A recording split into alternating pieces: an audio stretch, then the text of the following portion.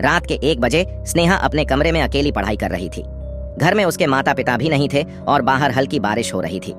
अचानक दरवाजे पर दस्तक हुई। स्नेहा चौंकी। इस वक्त कौन हो सकता है?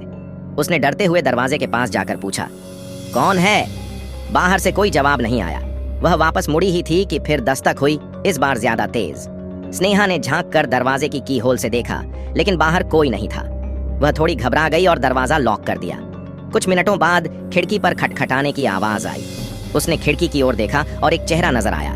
सफेद चेहरा, गहरी काली आंखें और खून से सना हुआ मुंह। स्नेहा चीखने लगी और तुरंत लाइट्स बंद करके बिस्तर के नीचे छुप गई। लेकिन तभी कमरे में कदमों की आहट सुनाई दी। कोई धीरे धीरे कह रहा था, स्नेहा, दरवाजा क्यों बंद किया? वह डर के मारे कांप रही थी।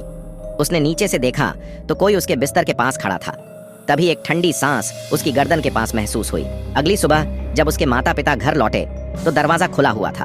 स्नेहा का कोई नामो निशान नहीं था। सिर्फ बिस्तर के नीचे एक खून से सनी अंगुली से लिखा एक शब्द था, खोल दो।